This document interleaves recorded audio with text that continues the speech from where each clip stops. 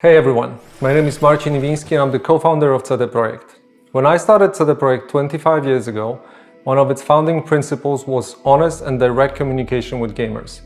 When CD Projekt Red, the game development part of CD Projekt, was born, it added something important to that principle, the ambition to make the best games in the world. It became our mission and something that guided us up until now. Based on that legacy of genuine and honest communication, you've trusted us and pre-ordered our game. And despite good reviews on PC, the console version of Cyberpunk 2077 did not meet the quality standard we wanted it to meet. I and the entire leadership team are deeply sorry for this, and this video is me publicly owning up to that. Please don't fault any of our teams for what happened. They all are incredibly talented and hardworking. Myself and the board are the final decision makers, and it was our call to release the game. Although, believe me, we never ever intended for anything like this to happen. I assure you that we'll do our best to regain your trust. Now I'd like to tell you how the situation looked like from the inside. Cyberpunk 2077 is huge in scope. And I'm not only talking about quests or things you see at first glance. I'm talking about a multitude of custom objects, interacting systems and mechanics. In the game, everything is not stretched out over flat terrain where we can make things less taxing hardware-wise, but condensed in one big city and in a relatively loading-free environment. On its own, this is a challenge, but we made it even more difficult for ourselves by wanting to make the game look epic on PCs and then adjusting it to consoles, especially old gens.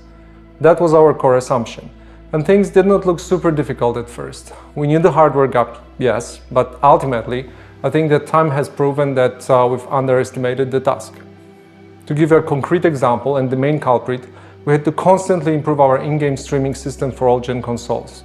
Streaming is responsible for feeding the engine with what you see on screen, as well as the game mechanics. And since the city is so packed and the disk bandwidth of all gens is what it is, it constantly challenged us. Every change and improvement needed to be tested, and as it turned out, our testing did not show a big part of the issues you experience while playing the game. As we got closer to the final release, we saw significant improvements each and every day, and we really believed we would deliver in the final Day Zero update. Now let's talk about the review process. We started sending our PC review keys in the first days of December. On launch day, December 10th, we hit the ground running with a really good start on PC.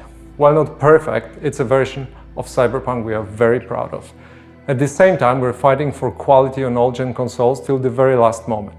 And every extra day of us working on the Day Zero update brought visible improvement. This is why we started sending console review keys on the 8th of December, which was later than we originally planned. This all happened while working from home with all the challenges resulting from the COVID-related restrictions. A lot of the dynamics we normally take for granted got lost over video calls or email, and we took that hit too. Now I'd like to tell you about our plans for the future and present a path for Cyberpunk 2077 on consoles and PC. We have already released 3 hotfixes improving the game, but that's just the beginning. Our ultimate goal is to fix the bugs and crashes gamers are experiencing across platforms. Please expect bigger and smaller patches on a regular basis. The first update will be dropping within 10 days, and it will be followed by another, more significant one in the following weeks. We will, of course, continue to work on the game in future updates and improvements beyond that. Our big plans for supporting Cyberpunk in the long term did not change. As for the free DLCs, our initial plan was to deliver them just after the release, much like we did with The Witcher 3. We decided to focus on the most important fixes and updates first, and we'll be releasing the DLCs afterwards. Expect more information in the upcoming months. For those of you playing on next-gen consoles in back compatibility, you can still expect the free next-gen update for Xbox Series consoles and PlayStation 5 arriving in 2021. We are aiming at the second half of the year. I'd like to end this video by assuring you that we treat this entire situation very seriously and are working hard to make it right.